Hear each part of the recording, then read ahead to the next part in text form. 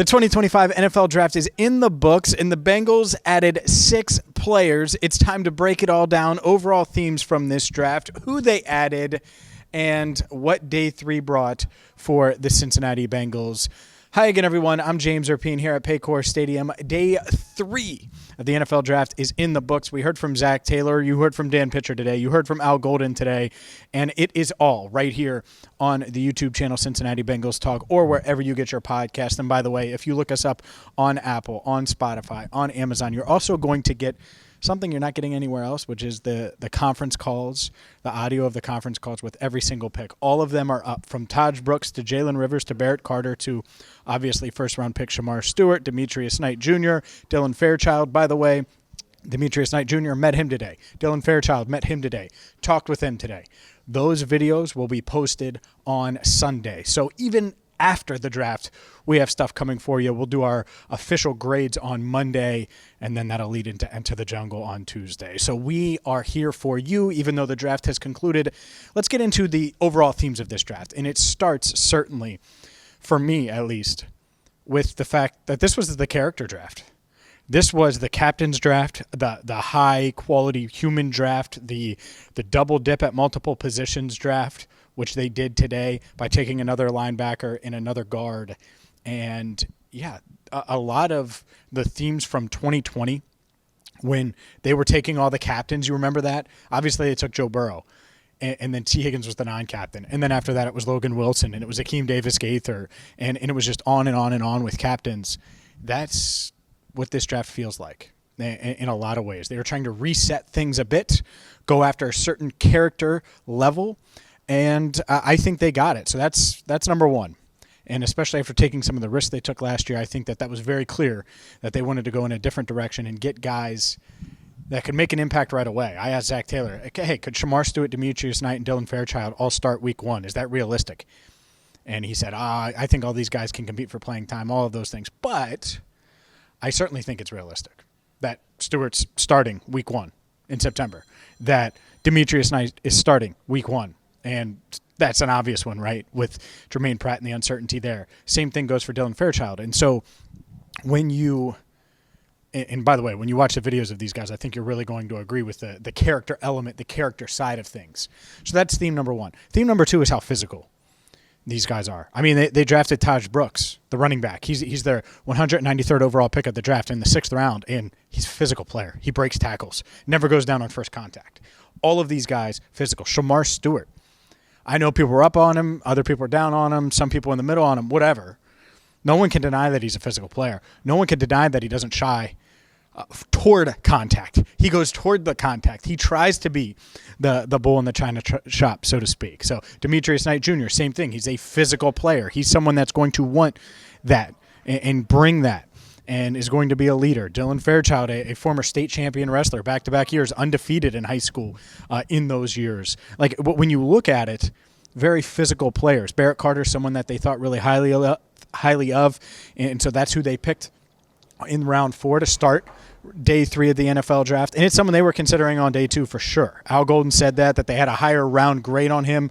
Were they considering him in round 2? Were they considering him in round 3? I'm not sure, but they had Demetrius Knight, they got him, and then they double dip at at linebacker rather, and they get Barrett Carter. And I think that that's someone that is going to contribute right away. Not going to start like Demetrius Knight, but is going to give them a guy that can do a lot of that Akeem Davis-Gaither stuff, where he's going to help on special teams right away. He's going to give them an athletic player that has a ton of experience, by the way, and help them. So I think that Carter was being considered much earlier.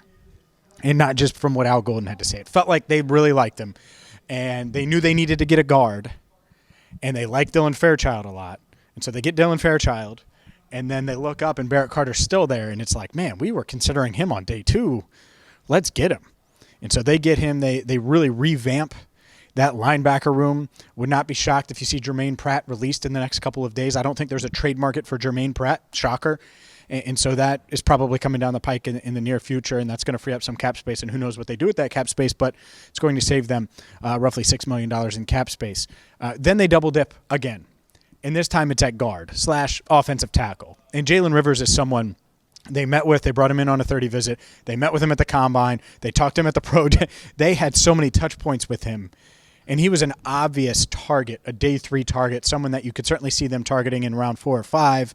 And he goes off the board in round 5. He's still there. He's 6'6", 319. Someone that's going to give them that tackle guard flex. I think that's what they wanted. They wanted to find a swing tackle in this draft that they could develop. And maybe he ends up only being a guard. I think there are people in the league and evaluators that think that he's just going to be a starting guard at some point. Has really good length. And what is he known for? Pass protection. He's pass protection. And I like that because Jalen Rivers, known for his pass protection. Dylan Fairchild, known for his pass protection. I asked both of them what they needed to improve on. Maybe I didn't ask Dylan. Someone asked Dylan. But then I asked, I think it was Charlie. But then I asked Jalen. And both of them talked about their run blocking because they're so comfortable pass blocking. And as we know, anytime you see orange and black stripes, you think of the Cincinnati Bengals, you think of a pass-first offense. So the Bengals clearly wanted to address their pass blocking. Makes a ton of sense. Protect Joe Burrow. Really like the pick. It's my favorite value pick of the draft. I'm going to do grades later. Favorite value pick of the draft is Jalen Rivers.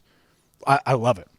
I really do, because I think he's someone that honestly, if you would have taken him where Barrett Carter was taken at 119 overall, you'd be like, heck yeah, you love it. You bolster the trenches. You get him at 153 overall, and he's someone that, who knows, maybe he ends up being a future starter. Would not shock me one bit.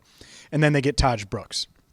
Like I mentioned with Tahj Brooks, this guy is a physical player. Ran for back-to-back 1,500-plus yard seasons. Ran through my Bearcats for a $172 this past year for Texas Tech, and has ran for at least 95 yards in 22 straight games. He caught at least 20 passes in 3 straight years. He's someone that's just really tough, 5'9", 215, breaks a bunch of tackles, can catch out of the backfield. It says he takes pride in his hands and being a reliable receiver, and is really comfortable running out of shotgun for sure. So I think a really good fit. You get him in the 6th round, and I think that's ideal, certainly. I think for a lot of people, they didn't want to take a running back earlier, and so for them to get him there makes a lot of sense. I think he's going to come in and compete in that room right away. Would not shock me at all if he's getting carries at some point this year and contributing at some point this year, and that's a 6th-round pick. So easy to like that pick. Easy to like, I think overall what they did on day 3, as wacky as day 2 was, I think day 3 you get Barrett Carter, you get Jalen Rivers, you get Tahj Brooks. And day 3 of the NFL draft is all about sticking with the top of your board. I think what they were doing on day 2 had to do with priorities as much as anything. Not saying that they didn't have a high grade on Demetrius Knight. Obviously they did. Obviously they had a high grade on Dylan Fairchild. I'm not saying they didn't. But I think priorities kind of got in the way there, and it kind of sent them down a rabbit hole. Here, today, I think they were like top of board, top of board, top of board. Best player, best player, best player. And Barrett Carter, certainly not a reach in round 4. Jalen Rivers, great value, my value pick of the draft. Tahj Brooks, really solid value there as well. Overall, I like what they did on day 3. I voiced my thoughts on Shemar Stewart. I voiced my thoughts on Demetrius Knight, Dylan Fairchild. And so I'm focusing on day 3 here. We'll do an overall grades, like I said, on Monday that'll be dropping here. But on day 3, looking at it, I think it makes a lot of sense. I mean, when you're like me and you're saying, all right, well, focus on the player, not the position. They really liked Barrett Carter yesterday. And so if you liked him yesterday and he's still there today, makes sense to get him, even if it's a double-divot linebacker. Now, the theme of this draft going in was they're not going to be able to get everything. We talked about it a lot. They're not going to be able to address all of their needs. Well, didn't touch a safety, didn't touch an interior pass rusher. Those are the 2 things now where you're like, all right, so you're rolling with Geno Stone, which we knew they were doing, but you were thinking that they would be able to address it somehow. And you can't expect a college free agent to come in and push for anything. So that's one. And I remain bullish on Tyson Anderson. I don't think he's in the mix, though, to start. I don't think they're going to go that route. And then they didn't get an interior pass rusher. And I think they won it. Like, I think they were in on Walter Nolan on day 1. I think Ty Robinson was someone that they liked today, but he went before that pick 119. And so that's the draft. Draft makes it tough. Interior pass rushers are going to go. And that's what makes what they did, how they attacked it. It's like, okay, well, you're going to look up, and now you don't. Your interior pass rusher is going to be. You hope Shemar Stewart is ready to go, So you can kick Joseph Osai inside at times and go that route. and that's interesting. They're going to need some juice. There's no doubt from their guys. So that's the big concern. A bigger concern for me is the interior pass rush than safety, for sure, and not getting that, not finding that. And I said it. They were going to leave here without something. The good news is they double-dipped on offensive line with 2 offensive linemen that I think are going to be able to pass protect. And then they were able to get multiple pieces on defense that I think are going to be instant contributors. And when you look at it that way, I think that that's reasonable. I think that that's something that you're like, all right, makes sense. You want all my thoughts on Demetrius Knight and Dylan Fairchild? Check out our video that we posted on Saturday night. It might have been actually early Sunday morning by the time it actually got posted. But we have literally so much up already.